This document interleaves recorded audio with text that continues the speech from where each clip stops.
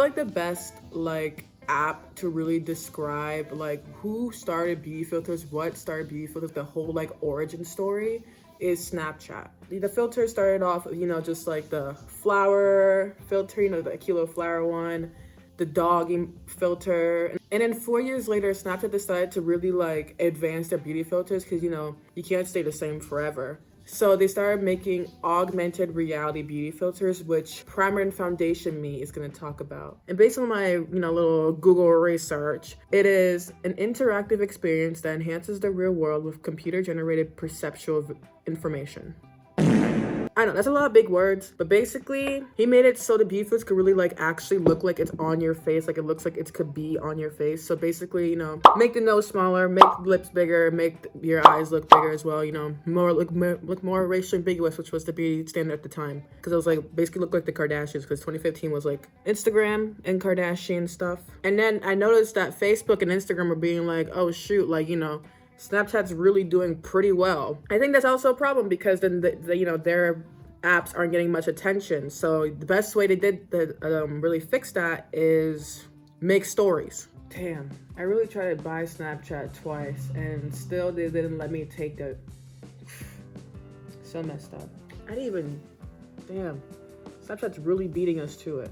Snapchat's really like bringing us up and really like fighting tooth and nail. And they're even making like beauty filters and it's like, damn, like they're really like going up. You know what I mean?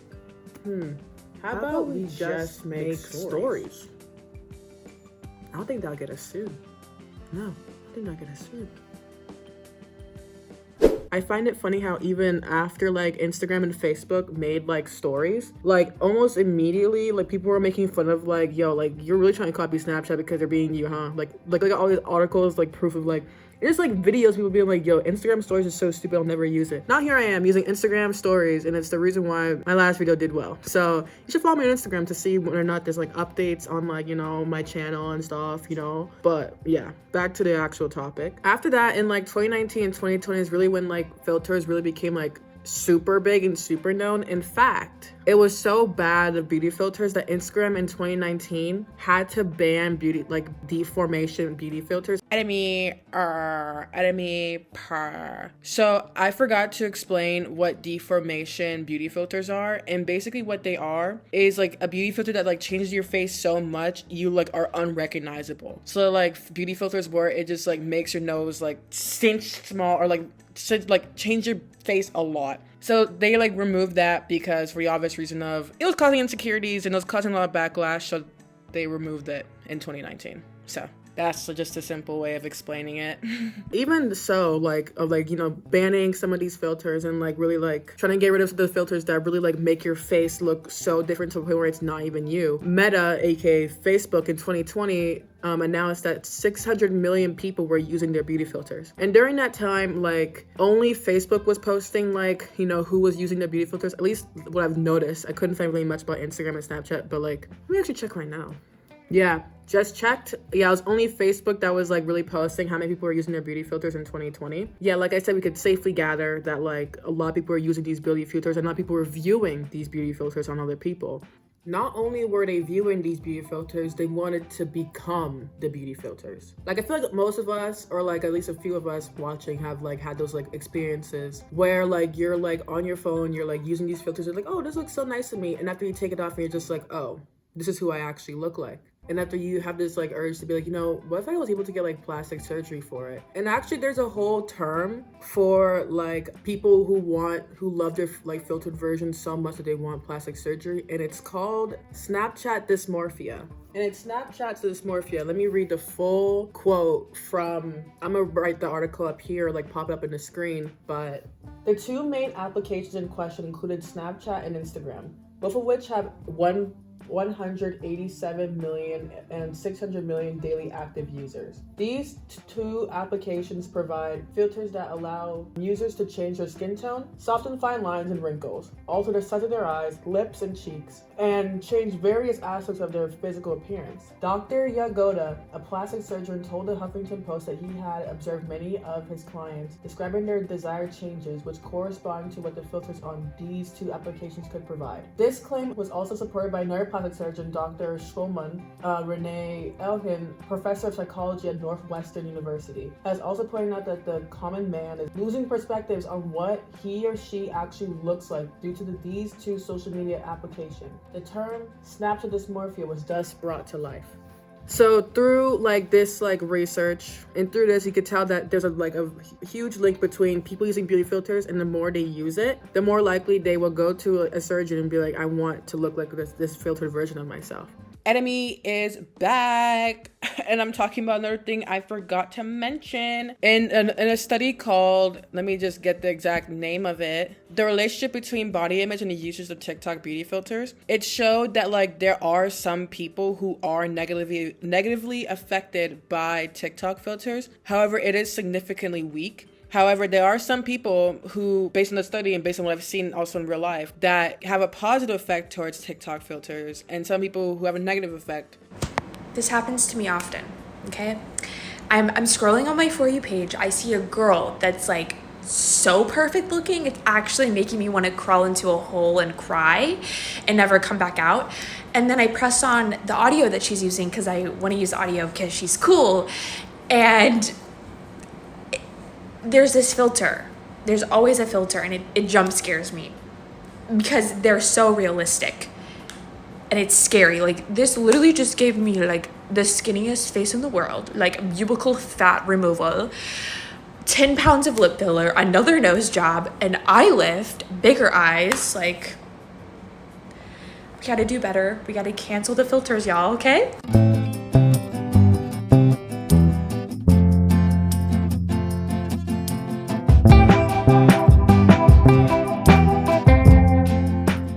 To start with this topic, I feel like we should start with of course, the introduction of TikTok, which is, well, the concealer. TikTok started off as like kind of like a little like fun app that everyone agreed before COVID that, hey, we're never gonna use this, by the way. Like, us using that, oh my god, so cringe. Then COVID happened. And I found it funny that before COVID, there was a bunch of like I don't know if you put concealer here, but I'm not gonna do that. There was a bunch of like dancing trends of like, if you didn't know how to dance on TikTok, oh well, basically. And a lot of like TikTokers got famous through their dancing. So then eventually, TikTok kind of like changed after COVID, after people were just like, I don't really like TikTok because it's a nice little fun app to go on while, we're stuck in our homes. And then it kind of went from like, like fun dancing TikTok trends to like, oh, like beauty really matters. Like we've seen the TikTok comments on like people's videos when like they're conventionally attractive versus when they're unconventionally attractive, but the difference with the reason why they blow up. Like, you'll see videos of people who are conventionally attractive and their comments are typically nice unless they're talking about insecurity. Then people are just like, oh, you're fishing for compliments, which most of the time they might probably not. They're probably just insecure, but that's another topic for another story. But for comments for people who are unconventionally attractive, they always get like the backhanded compliments, or just like the common one that's going on now is like posters on Instagram Reels, which is just like messed up, honestly, how TikTok became kind of like that. But it really does show how much like the beauty standard is very like influenced on TikTok, but like kind of like in like a private way compared to Instagram, where it's just like very rude comments, extremely rude. I'm scared of Instagram, I'm not gonna lie.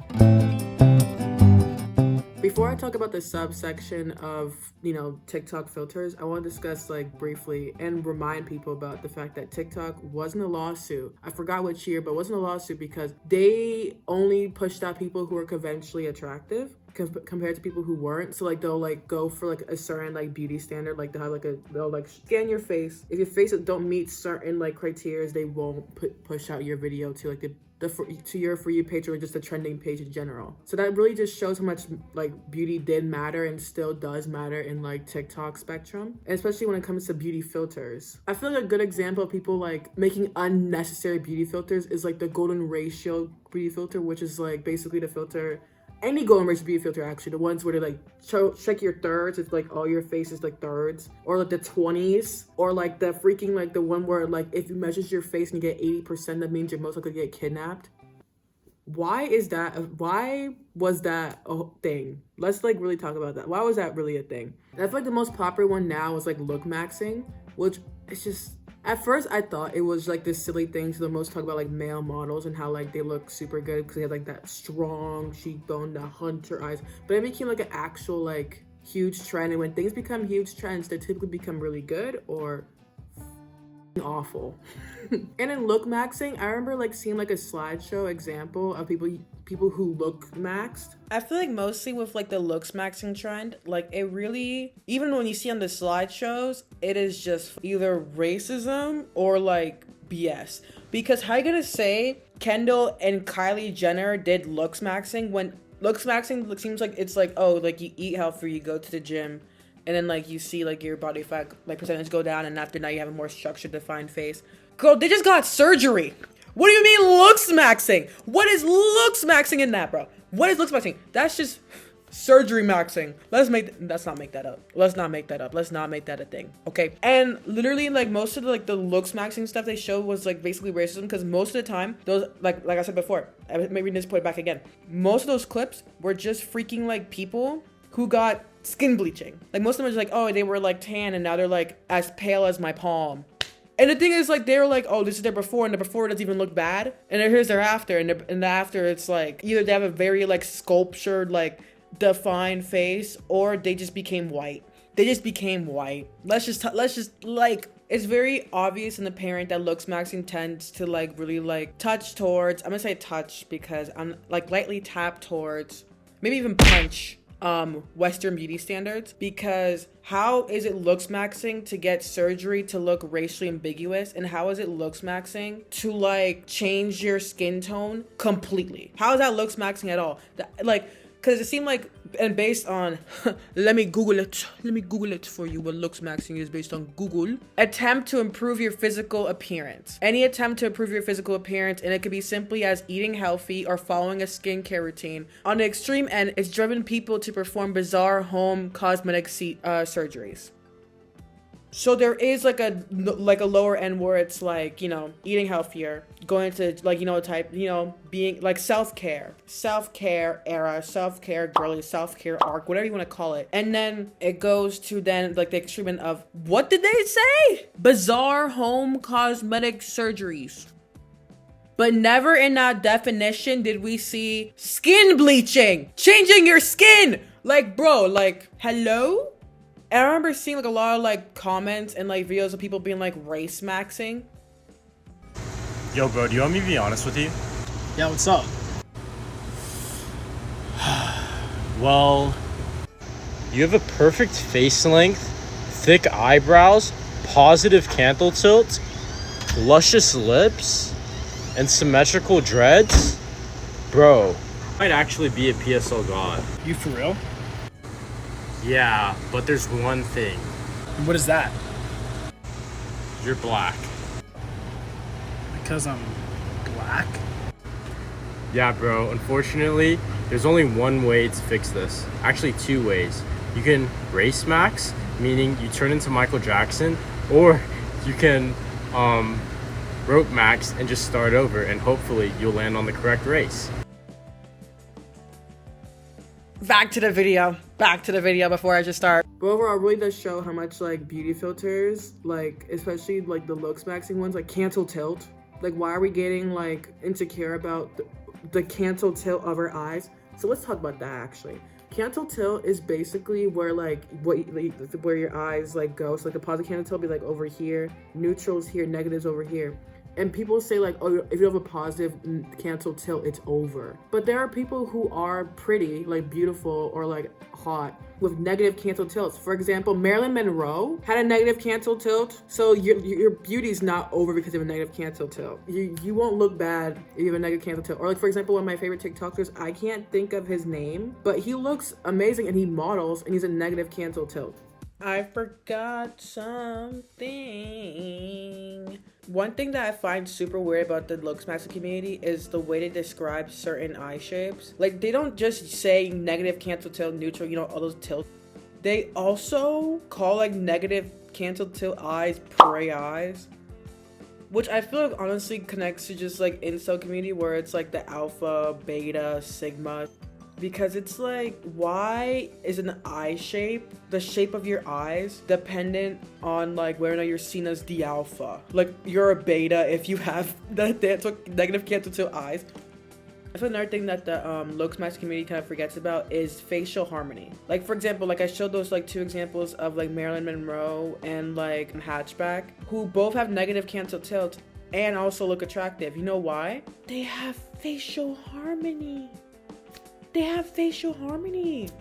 So it's like, again, your life is not over because you have a negative canthal tilt. And beauty filters really do like, that really does show actually with beauty filters that like people like are freaking out about their like canthal tilt when literally like, I feel like 2 or 3 months ago, we didn't even know what the hell that was except for people who like, you know, probably work on eyes. We didn't know what canthal tilt was till like all of a sudden people are like, if you don't have this, that means you're ugly. It's not like, I feel like in my opinion, and basically like we've all seen, it's not like that, and it's just another like way to like make you insecure. And maybe you'd be like, how can I fix this? And then after you go buy a product and then, you know, feed capitalism. So yeah, most insecurities are just based on capitalism. That's another topic for another story, another video.